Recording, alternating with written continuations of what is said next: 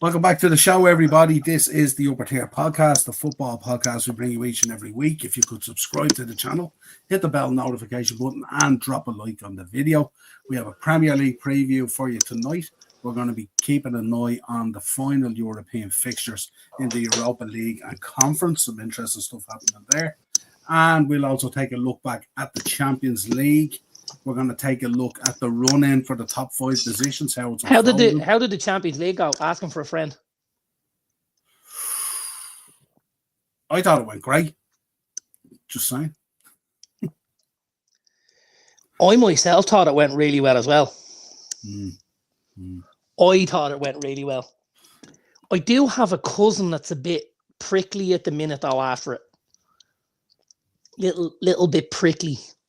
My cousin Paul, big Arsenal fan. Just a little bit spiky. Yeah. Look, you know, you can get so close and you can nearly taste it and stuff like that. You know what I mean? And I get how they came into the game against PSG on the back of 2 very good games against Real Madrid. Yeah. So I get the disappointment. I've been there in finals and in semis, and it's not nice. How often does it happen that a team goes out and does a job like they did against a Real, and it kind of feels like their final, and they fall flat afterwards? Because for 2 legs, Arsenal were quite flat. You know, now I know the boy Donnarumma played well, and there was some good saves and stuff, but I think on the whole, Arsenal were a little bit flat over the 2 legs. For me, do you know what the tough thing is? The tough thing is you look at the post-match there from Arteta, and like it's, you know, he came out and he said he said they were the best team in it, and like, you know, that was just crazy. And here I had this conversation today because I spoke about Mikel Arteta, and we spoke about him previously. We had watched that Amazon documentary, and I can tell you, I was very, very impressed by his motivational skills, by his managerial skills, and the way he did things.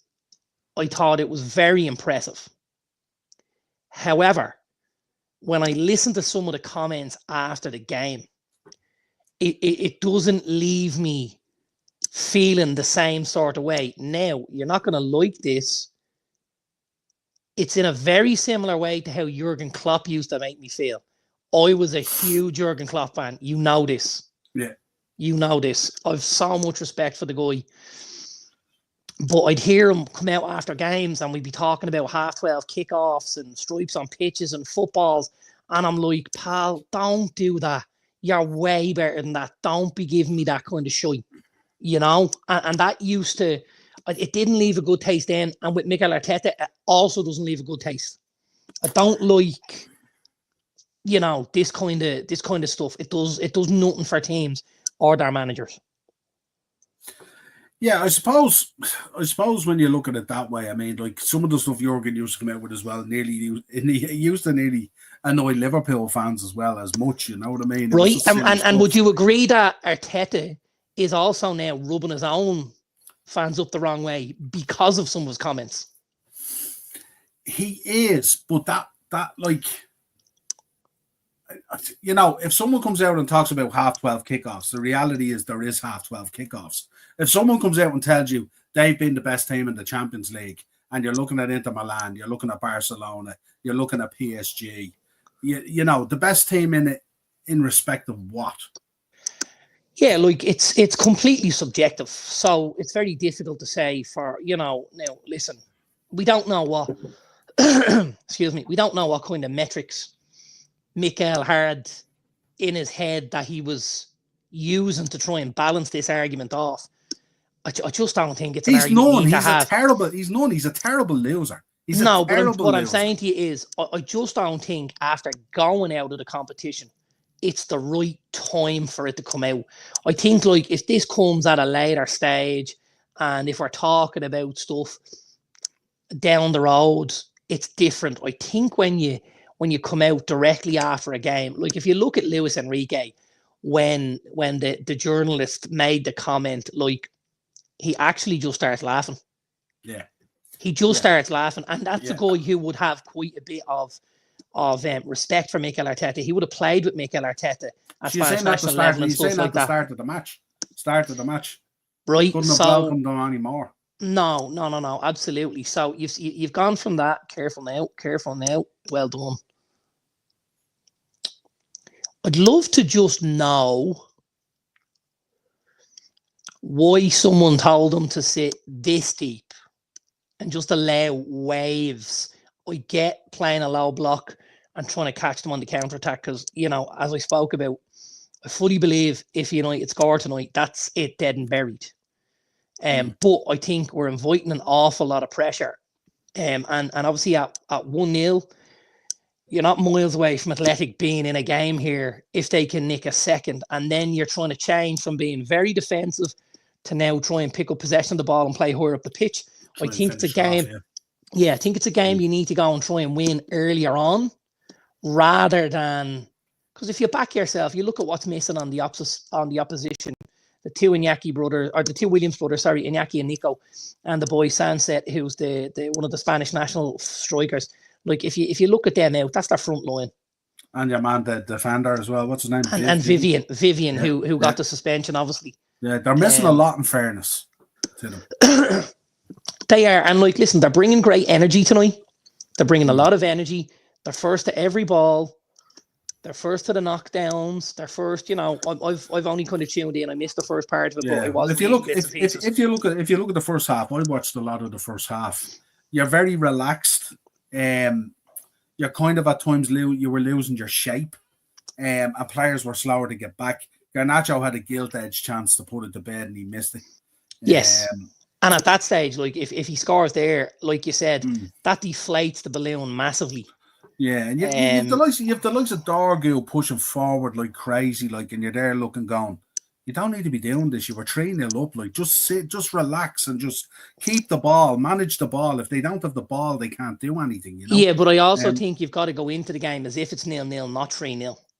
You know, I don't know about that. Not with a team like this that's missing that level of talent. I think what you need to do is pick up the ball, control it, and don't cough up possession as easy. The first half you were second to everything as well. You know what I mean? And that's kind of, you know, like that's what I said about. Oh, stop that, will you? Don't let him shoot. Yeah, I think it was just players. Players were a bit too relaxed. I expected you to come out second half after Amarin roasted a few of them. And have a bit of shape and a bit of possession. It's still not that way. Yeah. Bilbao are still very much in the ascendancy. Waves and waves here. He's just called. Who's he calling? He's calling somebody.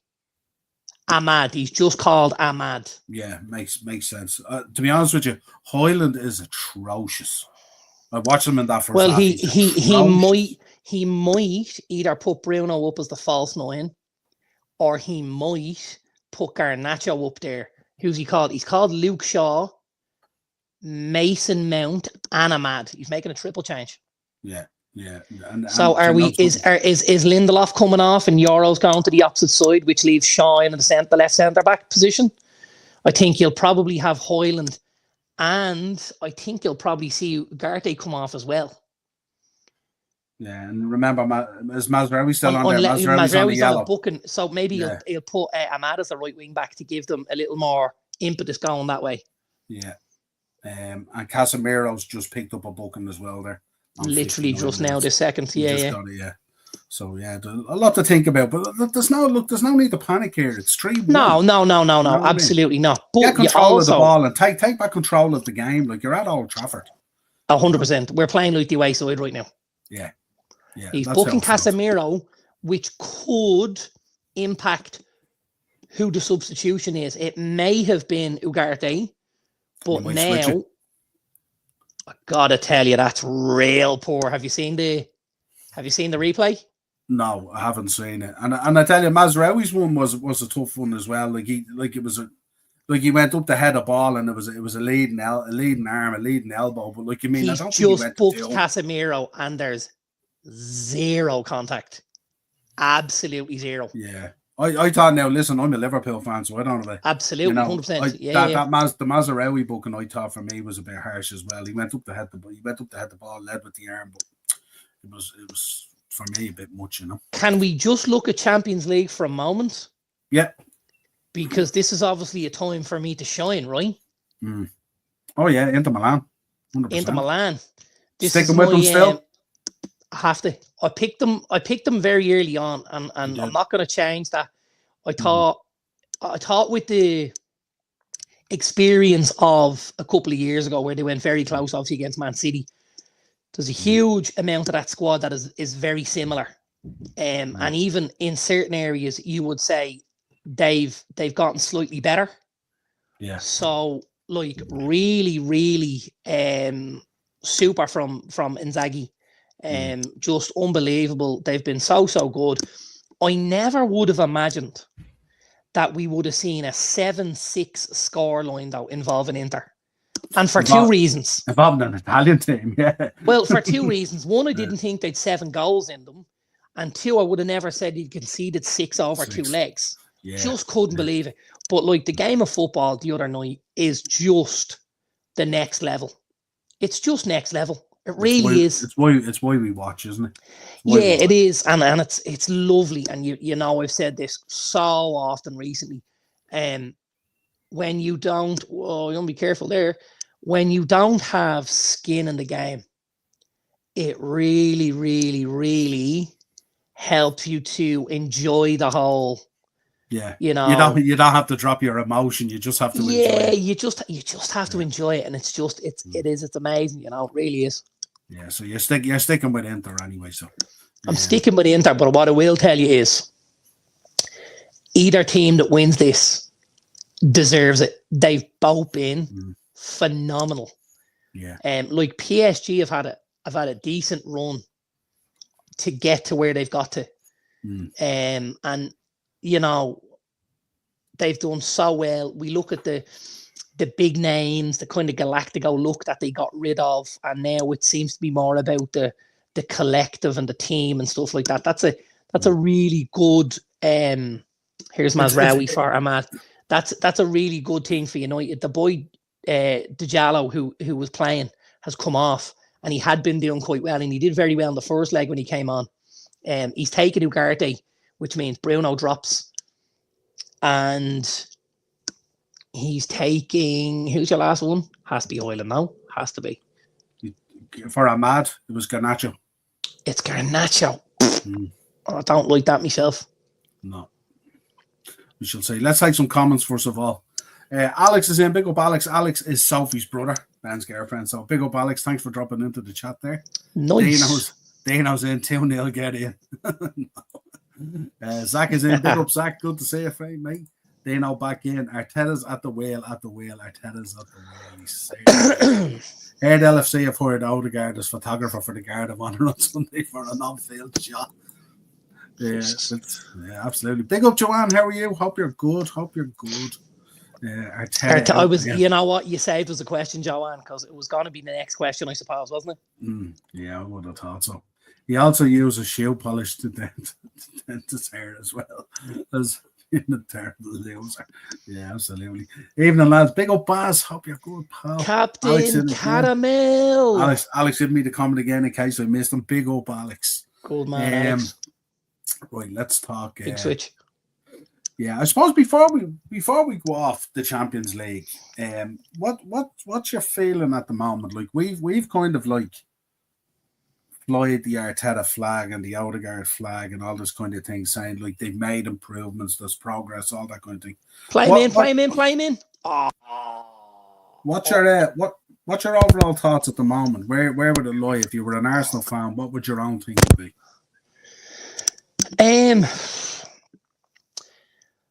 I suppose mixed emotions, really. Well done, like Joanne. if we good woman, Joanne. I actually heard a really funny. That's a little bit crazy to do that. Why did you do that? I don't know how you can. Sorry, I don't know how you can argue over that. Bruno just jumps into a lad. Just jumps into him, and And then the ref gives a free and he falls to his knees as if, what have you done? Like, you don't really give him a fucking decision to make, pardon my French. You've jumped into the lad, you know. And there was no attempt to play the at ball. this stage in the game, you don't make a big deal of it either. If the ref's blown the whistle, No, just get on with it. Just, you know. Like, if I look at it, right, what's Arteta done at Arsenal? What's he achieved? If we're using only trophies, he hasn't achieved a whole lot. But if we're looking for a team that's progressed as a team, style of play, you know, improved our league position massively, got closer to the top of the table, you know, year in, year out and stuff like that, I think he's done quite well. Now, here's a big, and that's, I heard this today, Dean. I heard that today, and I do also think, looking at the squad, when we talk about manager spending money, we know it's not necessarily manager spending it. Arsenal have spent 700 million. And I still look at the squad and think, what you spend it on. At the same time, don't forget, I can just as easily look at the Man United squad and say, we spent $1 billion. Where's the squad? So recruitment at times in football can make or break what you do. Mikel Arteta's gone to try and win a Champions League, and he's done quite well with Arsenal. He doesn't have a number 9. I don't know how you're going to win a game without a number 9 or win a trophy. And it stood out glaringly obvious. We're 3 years in that debate at this stage. How does he know? You know what I mean? Listen, you don't know. Some things are political situations. You don't know. But, like, I would worry the fact that, you know, now it's very easy for them to say, right, well, you didn't win it, and so good luck, good night, and turn off the lights on your way out. Could have happened. It absolutely could happen. If I'm Arsenal, what do I do? I probably give him one last window. And I think you give him one last window, he gives you 2 or 3 pieces of the jigsaw that he needs. You go out and you spend the money. And if you get him the 2 or 3 pieces, and by Christmas you're not at least where you need to be, then I think it's time for him to leave the building. See, the issue is as well, he just signed that new contract at 15 million a year as well. So that's a real issue as well. It's a huge buyout for him.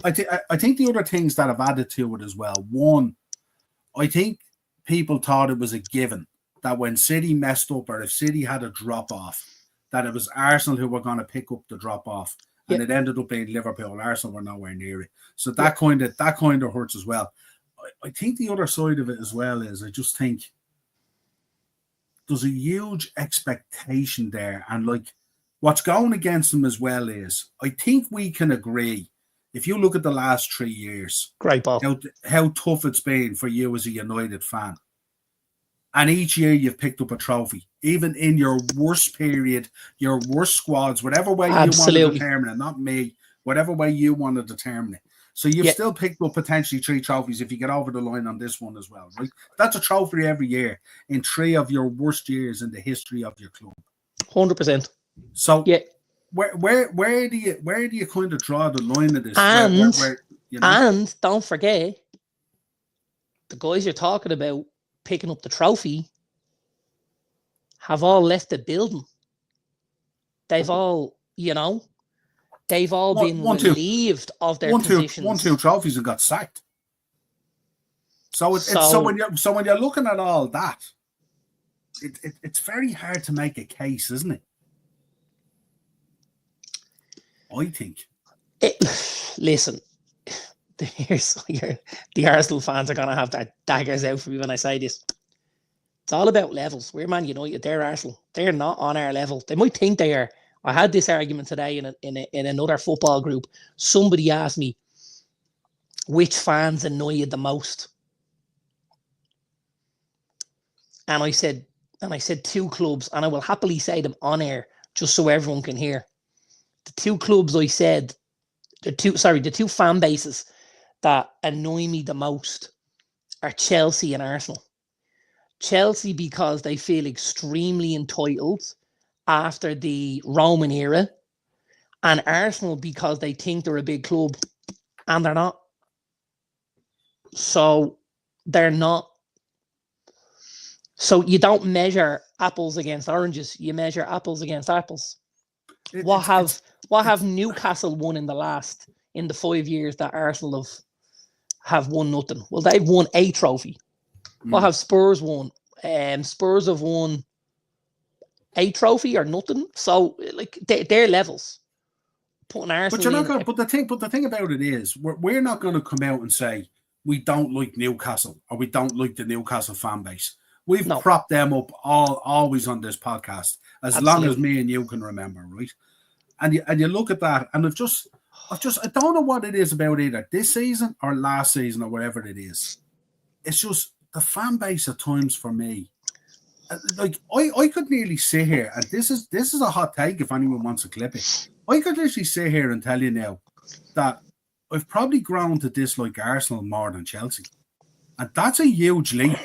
Because I've often said on podcasts, if I didn't follow Liverpool, I would probably be an Arsenal supporter.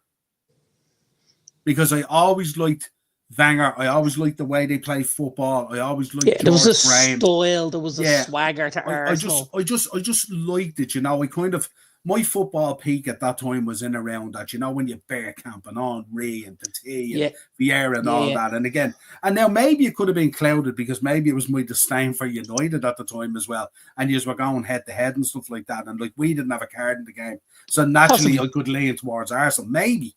But it just over the last 2 years, it's just been I listen to, and it's not all of them. I love Del Boy, I love Joanne, I love but you see, Warren, you're like guys. me. We love all of those guys as people and as characters, right?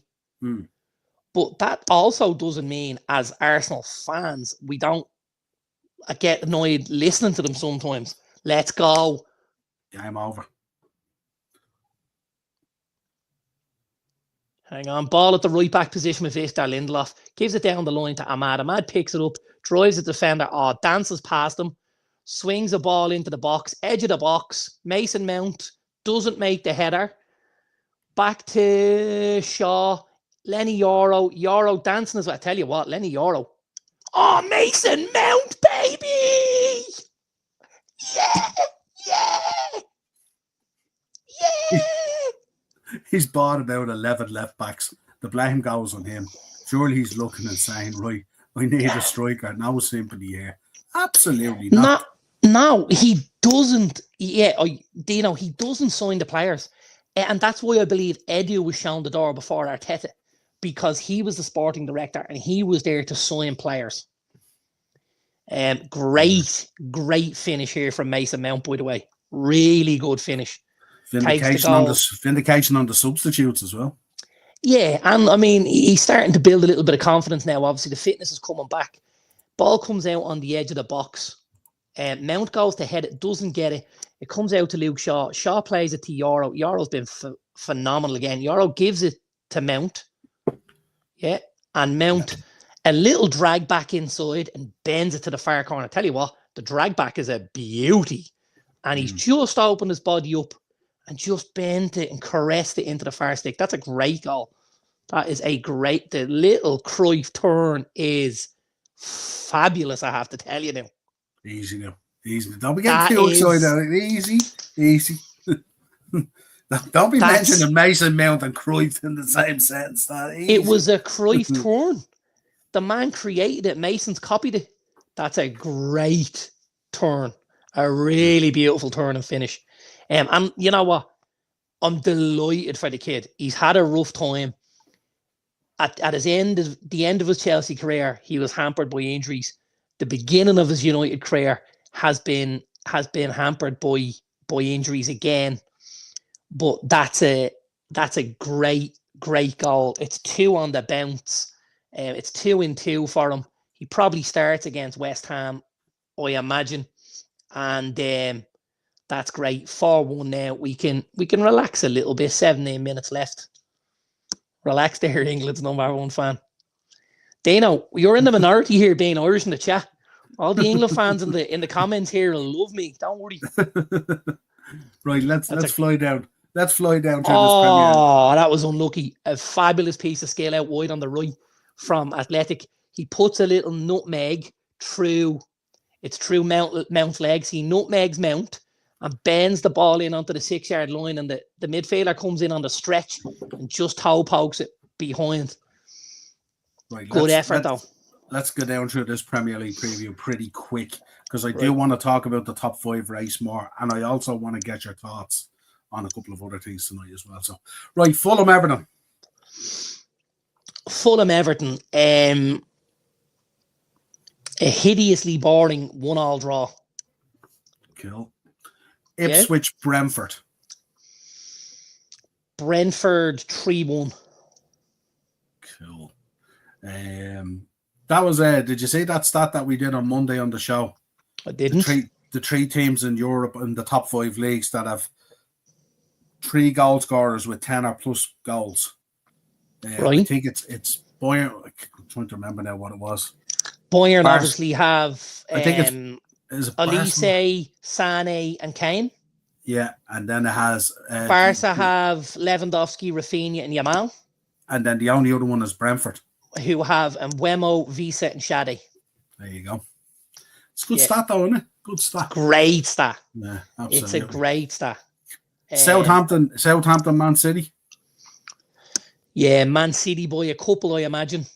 Man City -2 probably. Everyone wants Richarlison back. Why? Dreadful. Wolves Brighton. Score draw. I think score draw. I think 2-2. Interesting. And here we have El Desmond. Here's a good game coming up now. The evening game. Bournemouth versus Aston Villa. It's a huge game, isn't it? Yeah, European spots up for grabs. It's a huge game, and like I don't really think Villa have covered themselves in glory recently. They've kind of stuttered a little bit, haven't they? Going to that Vitality Stadium is never easy. Bournemouth always make it very, very difficult. Get on the end of that, kid. Unlucky. Yeah, I think that's probably not a bad shout, Joanne. I think something similar, a score draw, 1-1, 2-2 is probably hit the nail on the head. Villa will need a win, though, won't they? If they have any aspirations. Listen, for Champions League football, they sure will, but I don't think that guarantees you anything. True. Right, into Sunday, Newcastle versus Chelsea. Some good games here as well with implications for European spots. Newcastle, massive. Chelsea. Newcastle Chelsea is possibly the biggest game of the weekend for implications. There's few, if any, games there that have more for both sides. These are two teams right in prime position to get a Champions League spot. But they'll both be looking to win it. I think I'd have to err on the side of Newcastle just because it's at home. I don't think Thursday night will have a huge impact. Obviously because Chelsea have a much changed team out tonight. But I do think being up there in Newcastle will make it very difficult. And I think Newcastle will just nick it 2-1. Interesting. Joanne, you're going for plenty of draws. You should do better at the weekend. If these draws come up, you'll be quids in. West Ham get a draw. Yeah, absolutely. Nottingham Forest 3-0 against Leicester. We'll talk about it in the top 5 race because we want to talk about Forest and we'll also talk about Chelsea's form as well. I think Forest will beat them, but again, I think Forest have dropped off a little bit, and because Forest have dropped off, it heaps pressure on this game massively. Leicester have nothing to play for. They're down, they're dead. But some of the performances have gotten a little bit better because there's no pressure and stuff like that. Maybe Vardy will want number 200, won't he? Yeah, he will. Now, obviously, he's also got a couple of home games left, which would probably suit me even better to go and get it. Like the week after, week 37, he's home against Ipswich. That's when I imagine we'll see it. If I was a betting man, which I am. 2 more subs. Harry Amas and Kobbie Mainoo. So this will be one of the centre backs. Game over. Hasn't come into me yet, Dino. Hopefully, there's United have a free kick over on one side. Bruno Fernandes standing over on the right-hand side. He's eyeballing everything up. He's looking like this to see Harry Maguire. So I'll be interested to see if it's Harry. But he's looking. Maguire's at the back stick. Ball comes in. It's not Harry Maguire. It's Casemiro. The man we thought might get hooked. And he's just made an absolutely thundering tackle a couple of minutes ago. Being on the yellow card, he's absolutely crunched one of the Athletic boys, and he's just won the ball, thankfully. Kept him on. Bruno with the ball in. Looping header from Casemiro. 2-1, 5-1 on aggregate. Good night. Turn off the lights on your way out. Anyone knows where I can get 2 tickets for Bilbao. Hit a brother up. Absolutely. Man United, West Ham. I think probably again you'll see a number of changes. You'll see a number of changes. Yeah, I think you will. Now, obviously, home against West Ham is different. Is it 2-0 Sheffield United? That'd be unbelievable because they went down to 10 men, I think, earlier on. Yeah, 2-0. If I'm right. 77 minutes gone. Sorry, it was Bristol that went down to 10 men. That makes more sense. Bristol went down to 10 men and Sheffield United are gone 2-0 up. Yeah, I think there'll be changes. I think I'll go score draw again. I think I'll go probably 1-1 in the United West Ham game. I think another poor day at the office, but listen, it's all eggs in one basket now. Absolutely. It's United Spurs. It's Casemiro coming off to a rapturous round of applause from the fans. When's the final? Is the final about a month away? No, it's not. When's the final? The final is May 21st. Wow. It's 2 weeks from last night, which means it actually kicks in before the last day of the season. Oh, just because of the window with the World Club Cup. Right. So there is a possibility. I'm down to go to the United Villa game on the last. Thanks, Dino. I seen it, pal. You're a gent. I'm down to go to the United Villa game on the last day of the season. Now, this is either going to be we've won Europa, they'll bring out the trophy, we're going to Champions League, it's party time, or Spurs have just beaten us, we're not going to the Champions League, and Villa hand their arses to us and we finish about 17th. So this has two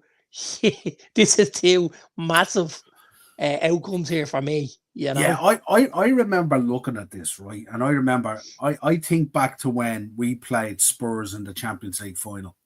Dana will probably concur with this as well.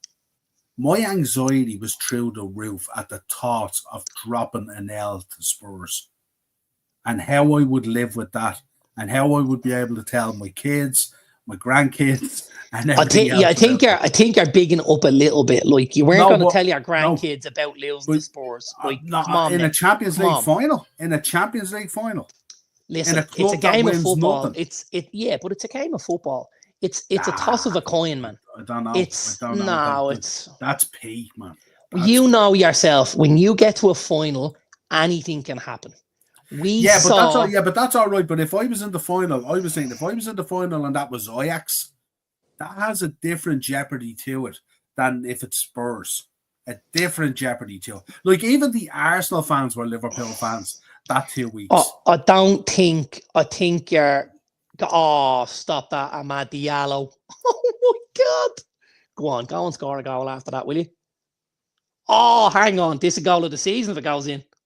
Oh, Jesus. Did you see this? Yeah, I'm looking at it here, yeah. This is a move, isn't it? Where these boys been for about 35 weeks of the season? Jesus. The ball comes into Diallo. He back heels it through the defender's legs. There's a lot. Goes and travels with it. He's telling Hoyland where to go. Hoyland doesn't make the run. He looks to receive it. He plays the Mount. Mount again. Little flick through the heels. And it ends up with Harry Amas, whose touch is a little bit heavy and he doesn't get the shot off. But like, back to front, about 10 seconds. No, back to front, 6 seconds. Should have been a goal. Playing. Getting a free there, aren't you? No. Jesus. There you go. As they know, absolutely no. I remember that week very well. There's no shame in losing to Real or Barca or City, but that Spurs final we had been formidable. Had we lost, I'd still not be over it. I know that. I'm telling you, man. It's just you'll never live that down. Man United just scored again there. If you want to stay glued to it, it's 3-1 now, by the way. Right, ball in it. Luke Shaw, the left back, little 1-2 with Mainu. Gets the ball out to Harry Amas. United have lost it. Recycle Shaw again. Shaw gets it, gives it to Bruno. Okay, this is Lenny Yoro. Lenny Yoro driving. He's gone 50 yards with the ball at his feet. Pops it out to Dorgu. Dorgu checks in. Plays it to Ahmad. Tell me that's... And it's Rasmus Højlund. Again. Like, they've just gone from back to front in about 5 or 6 seconds. Just boom. Yeah, right. I mean, you've a team there that's had the heart pulled out of it, and I know you still have to appreciate good football, but I mean that Bilbao team now is on its back. It is. But I'm looking for a bit of swagger. I'm looking for a bit of confidence. Ahmad coming back is huge for us. He's only back a couple of games. He gets the goal on Sunday against Brentford, and he gets the assist there tonight. You know. That's what we feel that way after Spurs win the Europa. I'm telling you that feeling would be. And listen, I fully expect you to go and win it, especially when you hear about what Spurs are missing as well. Some key players are out. Son 50-50 and all. Bergvall gone and Maddison gone and a few others, you know. So I'd expect you to fully want to win it. Anyway, let's round this up. Anyway, Spurs versus Palace. Palace. I think Spurs will do the same thing. I think Spurs, with what they have missing now, need to protect and make sure that they don't end up with any more in there. So, yeah, I think that's Spurs. I think that's Palace. Yeah, and then we have the Super Sunday, Liverpool versus Arsenal, Guard of Honour, the Raheem Sterling Guard of Honour. I don't know what really to expect about this, really. Do you? Or is this just Arteta trying to save a bit of face, maybe? Or it might be, but I don't necessarily see it ending that way. I think Liverpool could heap pressure onto Mikel Arteta after this. Because I think Arne Slot wouldn't have enjoyed last Sunday. Yeah. It was a very un-Liverpool-like performance. League title in the bag or not, he won't enjoy that. He doesn't want to see complacency creep in. Easy now, Keith. I like you. Go easy. We'll be ratcheting it up, don't worry. Yeah, I think so as well. I think where last week Liverpool were kind of more relaxed, they'd won the league and stuff like that, and like, you know, Chelsea, and no disrespect to Chelsea played very well and won the game and stuff like that. I think this one has different permutations because there's been a bit of needle between both teams. So I think there's a bit in there as well, isn't there? There should be. Yeah. And I mean, we did see a couple of lads take a seat last weekend that I expect to play this weekend, like the likes of a big Dominic Szoboszlai and stuff like that. I don't imagine he sits on the bench this Sunday. I think he starts, and I think he goes looking for goals and assists to pad out them stats for the season. And he'll have had a very good season, by the way. Yeah, Salah needs one more as well, doesn't he? He does for the goal involvement record. Yeah, he sure does. Arsenal will be a tough test. They always are. They're good at the back. They're solid. But I think if Liverpool go into the game with, you know, with a bit of swagger and go in confident, being league champions, they should be able to put them to the sword. Yeah, it's Anfield as well, so you'd expect it's Anfield. Yeah. Right, talk to me. This top 5 race. We want to have a chat about. Tell me again, after you've seen, I think we've 2 more games we've seen, haven't we, since we last spoke about it? Because there was the Forest Brentford game, wasn't it, on the Thursday when we were? Yeah. So where we're at now, give me your finishing positions 2 to 5. Based on another week on. I reckon Arsenal might only pick up 4 points. Because I think Hughes could beat them, and I think Newcastle will be scrapping for their lives. And I think they'll beat Southampton. So if I say Arsenal get 4 points, that puts them on 71, right? Yeah. I look at City. I fully expect City to win all 3 games. So you're pinging City for second, are you? That puts City up to 73. Yeah. Newcastle have a shocking run in. They have a real shocking run in. That's as tough as it gets there, to be honest with you. But I think 2 of the games being at home certainly makes life a bit easier for them. Everton will be on the back of a really tough week because don't forget they'll have said goodbye to Goodison the week before. Yeah. So they'll probably be on their holidays, which means Arsenal, that's very good from Harry. That means that Everton, very good, Kobe Manu as well. Look at this bit of football, lad. Step over it. Oh, lucky. So yeah, really, really good. For Newcastle, I think they'll beat Everton. And I think they'll get something against Chelsea. And I think they might get something against Arsenal. I could see Newcastle getting 5 points out of it. That puts them on 68. So that'll put them in 4th for now, unless somebody can get past them. I think Chelsea will be close. I think Chelsea will be close. I think it's going to come to the head-to-head with the Chelsea-Newcastle game. I think Chelsea could absolutely beat us because don't forget, at that stage, we're going to be getting ready for Europa. So we could send the kids out and Chelsea could take advantage of that. And then if they win away from home. So this weekend is a huge, huge game in the grand scheme of things. Hit it, Mason. Go on. Get in. Oh, Mason, Mount 50 yards away. 50 yards. Quality. Keeper comes out and clears it. And it comes to Mount. The keeper's outside the 18-yard box. And Mount lets it fly from about 50 yards into the empty net, over the defender's head. Defender's going to head it, and it just goes across his head, skips, and goes into the goal. This is a great finish. This is a great finish. Oh, the Athletic boys on their knees. I told you. I said you. Nice to get a goal like that, but Coyle's in. Big up, Coyle. Big up, legends. What now? Arteta, get out of here. Sick of this fraud. Yeah, I seen it. I was watching you, Coyle, last night. You were on Lee's channel. Fair play. Enjoyed every minute of it. I tell you what, he's about 3 or 4 yards inside the halfway line.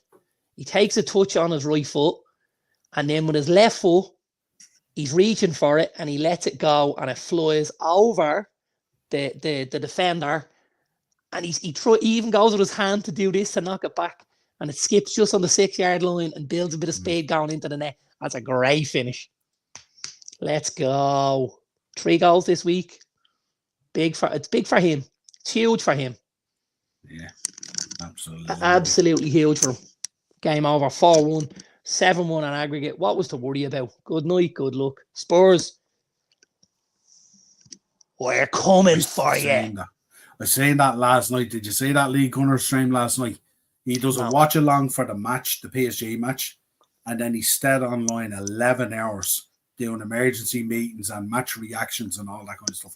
An 11-hour stream straight through. Insane. Crazy stuff. But rolling the money in off YouTube, so that's the big thing. Did Mount pull a hammy shooting that goal? He might have. Big up, Ryan. How are you, Ryan? Here's our boy, Ryan. Ryan, I'm going to allow you to have that thumbnail for a little while longer, but not too long, pal, because he's coming. He's on his way. He's got his bags packed, and he's Manchester bound. I was the same, Ryan. I watched it up till about midnight. Coyle and all was on, and I fell asleep, and I woke up this morning at 6:30, and he was still live on YouTube, and I clicked on it just to make sure I hadn't just sat or got caught. And he was actually live there, still talking to lads. That is insane. I've been away with a lad, and when I fall asleep, he's still awake, and when I wake up, he's awake again. And I'm like, "What are you doing? Like, I only had bleeding 6 hours. How did you do less than that?" up an hour or two after you and still back up before you, and you're like, Jesus Christ, man, you make me feel, So what are you thinking at the moment? You're thinking Man City, Arsenal, Newcastle, Chelsea, are you? You don't think Forest and you don't think Villa? Forest have a decent chance. set of fixtures because obviously they build a bit of confidence this weekend at home against Leicester. That should throw them back up into it. If that Newcastle and Chelsea game finished a draw, it would open the door for Forest massively. But then Forest, of course, have to play Chelsea on the last game of the season. So that could also make things cool if it came down to that, wouldn't it? Give us something on that last day. Sure would. Yeah. And listen, look at Villa. Look at that for running. Villa go away to Bournemouth. They're home against Spurs, who'll be on their holidays. And then they're away against United because, again, you're playing the Europa League finalists week in, week out in the last 2 games of the season. I just think with Villa, like just that one more point or 2 more points, I think might drop them short. That's the only thing. I'm not too sure, but we'll see. It's interesting though. It's interesting, and it's keeping it interesting. Just to let you know, folks, I'm following here Fiorentina and Real Betis at the moment. It's 2-1, 3-3 on aggregate. They're 2 minutes into 4 minutes of added on time, so we keep you posted on that as well. Right, and we have Spurs have finished 2-0 as well, right? Pedro Porro and Dominic Solanke with the goals. So Spurs 5-1 on aggregate. United 7-1 on aggregate. So they both waltzed into the final. Yeah, which is kind of what we expected, especially after last week. We did. Listen, we did, but I think going into the semi-finals, we did think maybe they would have been a little bit closer, especially the United one. Athletic are a good team, and obviously the sending off killed them over the 2 legs, and it was just too much for them to do. Yeah, absolutely. Big up, Philip. How are you, pal? Good to see you in there. Phil, again, hey, Phil. Hope your dad's doing well, Phil. Hope he's doing well. What you make of this? Bruno, Saudi contract. Amarin saying determined to keep the player, needs him here. He's a huge part of what he wants to do and the rebuild and all this kind of thing. Big bucks though. What's your feeling on the money versus the player at a time where United have a lot of business to do? Yeah, like I suppose the argument is replacing him could cost you 120 million. It could. Now, there is no bigger Bruno Fernandes fan than me. I went into bat for this guy every time in our group chat, and I took it on the chin every time when you were right until things started to change a little bit. It was he's not a United captain, he's too petulant, he's this, he's that, and all he's done is just kept the snowball moving until it blew up. And now he's getting the recognition that I fully think he deserves. The money is massive. It's massive. I personally think it should be Ruben and Amarin's decision because he's a huge cog in that wheel. And if Amarin decides, listen, I can replace him. What could you get for what you're gonna get in from, right? And I've seen some numbers bandied about. So let's say you're talking 120 million, yeah? Yeah, just for argument's sake, yeah. Just for argument's sake, right? And we know the Mateus Cunha deal is looking at about 62.5, right? Yeah. So you've got about another 60-ish. And the Delap buyout is about 30, we think, yeah? Yeah, that's right. That's what they said, wasn't it? When they're relegated, yeah, absolutely. Right. And then let's say you're able to go and get a Brian Mbeumo, right? For 55. Yeah. Or let's just say 52.5, just because it makes the numbers easier, right? Yeah. Let's say those 3 players for the Bruno fee. Let's say, right, so you got Cunha 62.5, you got Mbeumo 52.5, you're at 100 and you're at 115, and you're at 30 for the lap. You're at 145. If we got 120, 125, do those three players make us a better team than having one Bruno in it? You tell me. What do you think? Me personally, I would think probably yes. But I couldn't argue with that. Absolutely. But I'm not like, looking at the way Bruno has developed this season and stuff like that and all, and I'm a Liverpool fan, and I was the biggest critic of him for a long, long time. I didn't like the way he carried on and all that kind of stuff. But this season, you can't argue with work rate. You can't argue with endeavour and all that kind of stuff and all. But his numbers are off the charts. His numbers are ridiculous. Again and again, I would stress in what's been one of Man United's worst ever teams. Yeah. You know what I mean? Yeah. So, like if you put Bruno into Arsenal, if you put Bruno into City, if you put Bruno into Liverpool, what does he do? Numbers wise, he does something crazy. I believe. So, like, I think for me, it's a huge decision for the club and for the manager. I can see why we would keep him, but I can also see why you might decide, okay, Bruno is 1, and Mbeumo, Cunha, and Delap are 3. Can he give me on his own what the 3 lads can give me over a season? It shouldn't happen. Like, you should be talking, I believe, with those 3 lads, you should be talking between 70 and 80 goal involvements. That doesn't mean 70 or 80 goals, because don't forget, it might be an assist and a goal from 2 of the players. They give you 70 or 80 goal involvements. I suppose you're at that crossroads as well that we were at last summer with Salah when they made that big offer or inquiry, let's say. And our decision was to keep him on that massive offer. And in keeping him, I mean, he was responsible for whatever 60% or 65% of our GA or goals or whatever it is. You know what I mean? So are you vindicated then if you go on like we did and win a Premier League? Does that vindicate the decision and outweigh the money? Or do you go and win a Europa, get a Champions League spot, cash in, and reinvest in the squad for the manager and for the future?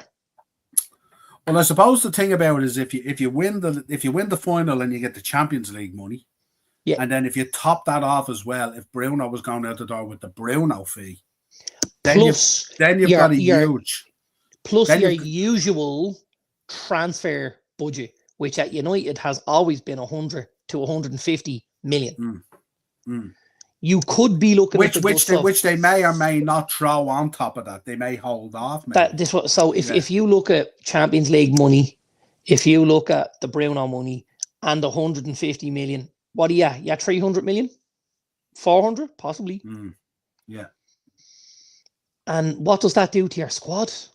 How does that? Not only to your squad, does a rebuild that could be 3 to 5 years become 2.5 years or 2 years? Possibly. And I think that's where it's really at, especially when you look at Amarin's contract as well, because he's got a year to run from this summer. So they got to get their skates on. He's got a year?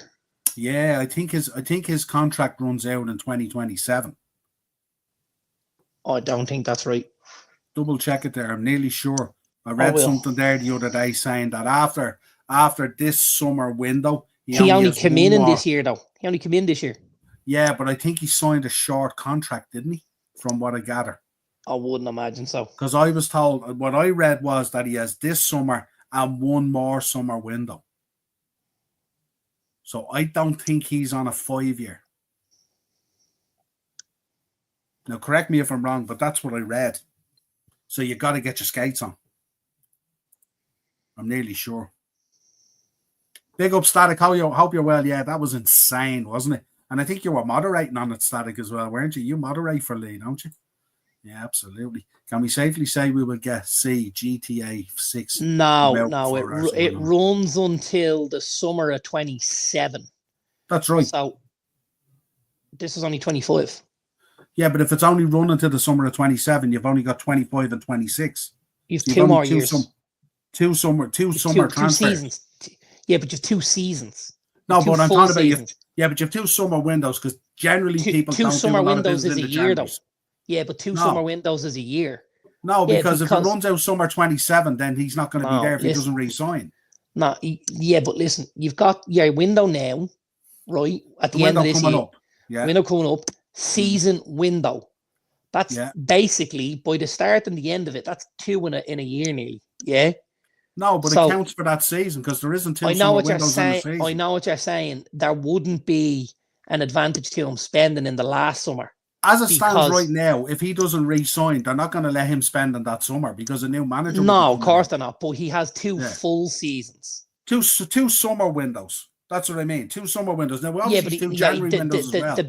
I think the better way to look at it is he's got 2 full seasons rather than 2 summer windows.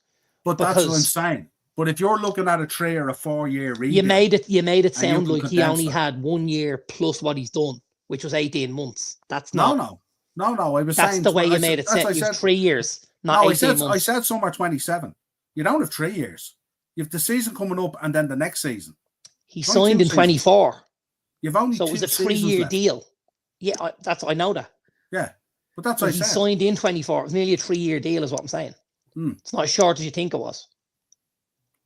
Well, it's really short. 3 years is short for a manager contract. Not as a first one, I wouldn't think. Don't know. Well, not if you're going into a situation where you're staring down the barrel of potentially a 4 or 5 year rebuild. Now, look, we expect him to re-sign. Absolutely. Chris Wilder gone mental with Sheffield United supporters. He's a very, very, very unlikable character, is Chris Wilder. Yeah, big up Static K, Niall and Darren is finished at Arsenal. Oh, I think a lot of people are checking out on Philip. Yeah, he's all good, Niall. Thank you very much for your kind thoughts. Absolutely delighted to hear, Phil. 6 likes, like and subscribe, people. Like and subscribe. Come on, get the lights up and everything else. Ted, and I've been right there with you, Dazzler Trio. Thought people were mad saying he wasn't good enough and wouldn't make it in another top 10. Crazy, Ted. Absolutely crazy. Face billboard. Bruno's future rests on the Europa final. I'm sure Dazzler agrees. He's been United's best player for years and has given everything this season. Nobody can argue if he wants out. I don't think he wants out. I think the decision will be if the club want to cash in and condense Amarin's rebuild. Yeah, it's not. I don't necessarily think it'll be Bruno looking for an option out. It's a lovely option. Niall Dazzler, I must go and watch later. 1.25 million per week. Yeah. Which would be tax-free, an extra million a week on top of what he makes at the minute. And probably a hefty sign-on as well. And his dropsy off the fee. I'm sure it's a lot of 10% off the fee is 12 million up front. Yeah. You know, this is wedge. League. Yeah, Dazzler's with you on that. More like 18 hours static. Yeah, it was mad. Como's in. All the best in the final. Grahamo's in. All the best in the final. Listen, if you aren't going to that final, lads, I think we'll have to do a watch-along, won't we? Hopefully. Yeah, we'll have to do a watch-along. That'd be good crack. Get Graham. Although Wednesday nights aren't great. So we'll have to see. I'll have to try and get off work early, you know. Now, I am really, really, really, really hoping to be there. But food poison is a huge thing. Out of curiosity, how long is Slott's contract again? Is it 3 or 4 years? You know, the problem is I'm too vocal. So there's too many people know I'm a big Man United fan. You know? There you go. Dazzler, Mr. O'Brien had a 4-timer this week at the Road. At the Road. Eno's in. It's all about the Europa Conference, lads. It is Chelsea. I'm tracking it. I'm tracking it here. Fiorentina Betis on there. Trying to figure out who your opponent's going to be. How the mighty have fallen, Eno.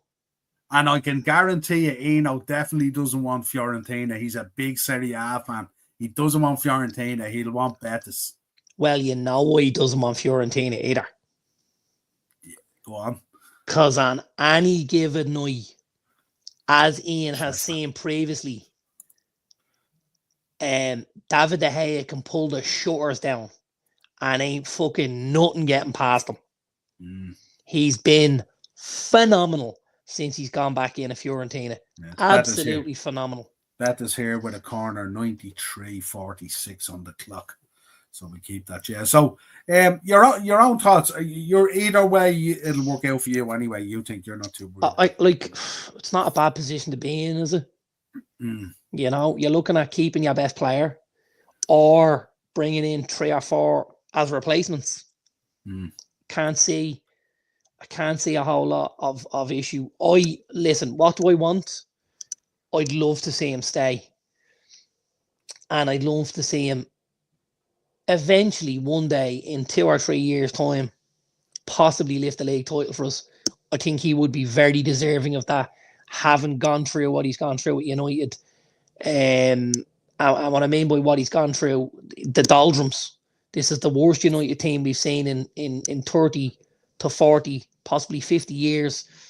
And you'd really want to see Bruno lift a Premier League trophy. That would for me would be amazing. But again, a lot of good teams out there want those trophies. It's not easy. Nobody's guaranteed anything. Lucas Beltran has just come on for Fiorentina. Good player. So yeah, absolutely. Right, let's talk about Irish League. Some really good matches coming up this week. Actually, we're spoiled at the moment with Dublin derbies and stuff like that. I'll get you to run down through it anyway and see what you think. Cork City versus Derry. I tell you one thing. Have you seen the league table? Awesome. It's going to be some title race, isn't it? You couldn't squeeze a fart in between first and 8. It's just. What did we say the other day? Is it 3 points separates the top 8 or something? I think it's 4 from 8 to first. Yeah. But the whole, how do you get a bet up when everybody beats everyone every week? You're like, Jesus Christ. The prices in the league are phenomenal. They're really good value, but it's so tough to get it up. What do I think is going to happen this weekend? Well, since you asked, I think we're going to see Derry beat Cork, because I think Derry are high on confidence at the minute, really have the ball rolling. I think you're going to see Rovers get the better of Drogheda at Tallaght Stadium. Both teams score. Rovers 2-1. I think Shells have fallen off a bit. They're missing a couple of players at the minute. Obviously, the boy Sean Boyd's been out, and the boy Barrett at centre-back has been out as well. Pat's playing very, very well, keeping things tight at the back and nicking games. I'm going to actually go 1-1 in that game. I'm going to go Waterford at home to Galway, and I'm going to go a draw in the Sligo Bowls game. If it was at Dahlia, I'd go for Bowls, but just because it's out in the west, I think the bit of travel will make life a bit harder for Bowls, and I think 1-1 in that game as well. Interesting. Let's get into Division 1. Top of the table clash, Dundalk versus Bray. Yeah, Dundalk all day long and twice on a Sunday. Could tighten up the league. Don't think so. Finn Harps at Loan. We'll go at Loan. I think at Loan might sneak it. Okay, and then Kerry Treaty. Kerry. UCD, the Students versus Longford. We're going Longford again. Interesting. And then Wexford versus Cove. I think I'll just go Cove this weekend. Betis, I think, have just scored. I was looking at the Irish football, but I think Betis have just scored. They've just made it 2-2. 2-2, they have.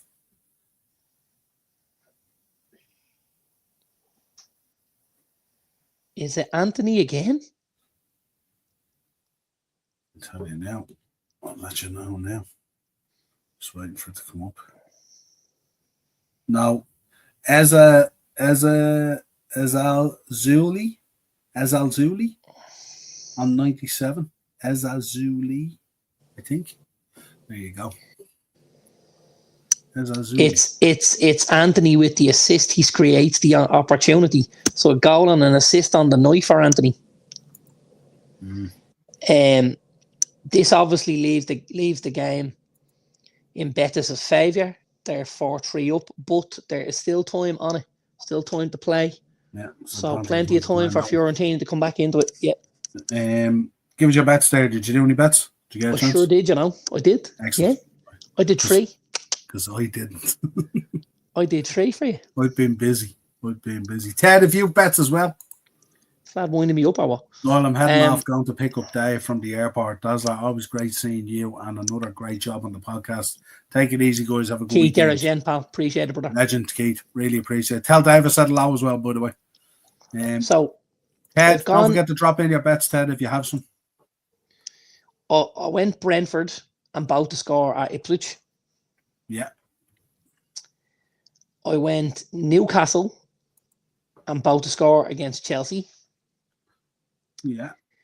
And I went Palace and both to score against Spurs. Okay. 40-1. Nice. 40-1. I've a nice little tidy card bet for you. Okay. So all of these lads, these 3 boys see yellow cards pretty regularly. Ryan Aitnuri for Wolves playing against Brighton. He'll probably be up against the boy Minta, who is an absolute speed demon down that right-hand side, Wolves the left-hand side. I've gone for Sandro Tonali in the midfield. I think it'll be a battle with him and Enzo and Caicedo. So Sandro Tonali, Newcastle versus Chelsea. And I've gone with Pape Matar at home against Crystal Palace. And the 3 cards gives you 70-1. Nice. And then I round out Niall with a little goal or assist.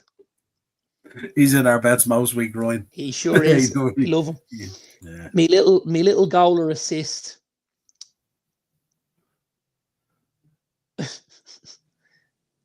Me little goal or assist is Brian Mbeumo home against Ipswich. Yeah. Sorry, away against Ipswich. Morgan Rogers away against Bournemouth for Villa. Alexander Isak at home against Chelsea. And Bruno Fernandes at home against West Ham. It's not a biggie. It's only 18-1, but it's goal or assist. It's 4. You could get yourself 190 quid off it. It'd be a nice little start to the weekend. And you could go from there. I've been hearing that we might get Elliot from you, Niall, and Aitnuri the other way. I'm not upset at that at all. Wouldn't upset me. I'm okay with that. I'm happy enough with that, all right. What did you make of that other news came out from Aston Villa? Seen the story today that apparently they have to sell one of their big money players, and that they're quite tight on PSR or FFP. Looks like it's going to be Ollie Watkins, doesn't it? Yeah, they were talking either Watkins or Rodgers. Would that allude to the fact? Would that affect them in terms of a Rashford situation, or? I don't think so. Because don't forget what they paid for an Ollie Watkins will free up funds for what they sold him for. So if they bought him for 10 and sold him for 60, that would give them a plus. I suppose it depends. It depends whether they're in the Europa as well, or if they make Champions League, I suppose, as well. Absolutely, and I'd say there's discussions have been had about that already to say, listen, try and make sure we stay in that those Champions League spots, because if they end up in Europa, do you think they might have to get rid of 2 big players? Do you think it could be Watkins and Rodgers? I don't see Aston Villa selling Morgan Rodgers. I think it's too much. I think, there's other players there that you could probably cash in on, and that wouldn't have as huge an impact on the team.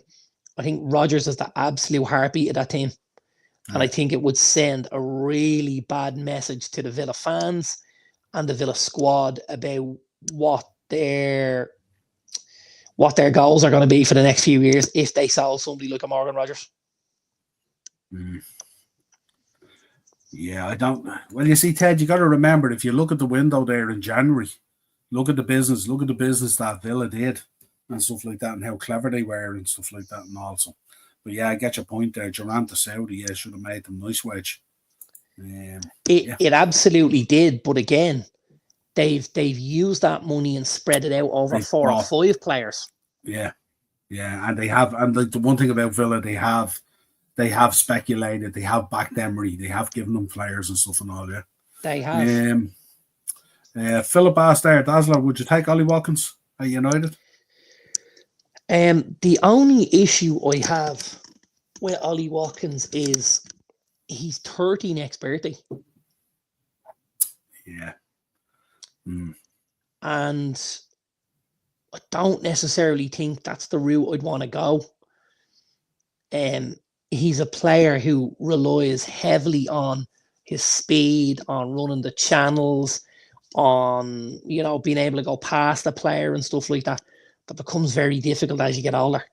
It's different if you're an Alan Shearer and you're a target man. You don't need that yard of pace. You're winning headers, you're knocking the ball down, you're doing this, you're doing that. I think Ollie Watkins, that kind of a player, can drop off a little bit as they get a bit older. And we've had a lot of that at United. The lap seems like a better fit as well, doesn't he, from a coaching point of view as well? For half the money. Yeah. And at 22 years of age, is it a no-brainer? It's for me. Yeah, it's trying to find a balance between that instant gratification success, isn't it? And, now, here's the thing. If I'm an Arsenal, do I want Ollie Watkins? Absolutely. Because Arsenal aren't looking for a project. Arsenal need their Robin van Persie to make sure they score goals to get them to a title. And that's where Arteta ain't getting 3 more years. Yeah. He needs some. He needs to bring in Ollie Watkins, but he should have brought Ollie Watkins in when he was 27, 3 years ago. Right, absolutely. Right, Ted's bet. Goal, GA, Ipswich versus Brentford, Fulham versus Everton, Wolves versus Brighton, and Bournemouth versus Villa. 17-1. Which means I had 18, which means it's a very similar price range. So I'm going to go in and have a look here. I think he's gone Shade in the Ipswich Brentford game. I think in the Wolves Brighton game, he's gone Cunha. Okay. I think in the Bournemouth Villa game, he might have gone with me and gone with Morgan Rogers. And in the last game, what was the last one? Fulham Everton. In the Fulham Everton game, I think he's gone for Jimenez. It will be. Yeah. Didn't he do about a few weeks ago? He had Beto from Everton or something, didn't he? If I'm right, or am I wrong? We had a few weeks of that. So I'm going Shade. I'm going Iwobi. I'm going Cunha. And I'm going Rogers. What have I got, Ted? Let us know, Ted. I either reckon I've got all 4 or 0. That's where I'm going. I reckon I've either nailed it or I'm falling on my knees. What have I got? First half just finished. So 2-2. You like Bon Jovi halfway there, 2 out of 4, Dazzler. 2 out of 4. Right, give us what I have, Ted, will you? So at least I can whittle it down. I can whittle it down. I can change it up if you tell me. I reckon. And Buemo? No, I reckon I have Shade. And I reckon Cunha. I'd say the Fulham and the... Say you were wrong on Brentford and you were wrong on Fulham Everton. Okay, and they were the two... Right, okay. So I got Cunha and I got Rogers. So it's either Buemo or Visa. This is in good form, but Mbeumo takes the penalties. I'm going for Mbeumo. Okay. And Fulham, Everton. Yeah, we might go Beto, actually. Who did you go initially? Iwobi. Maybe Jimenez. Maybe. I don't know. Is Jimenez scoring against Tarkovsky? Definitely wasn't a wow because Darren had a wow. That's who I went for, Ryan. He's out. Yeah. He's out. Wasn't him. How we doing, Ted?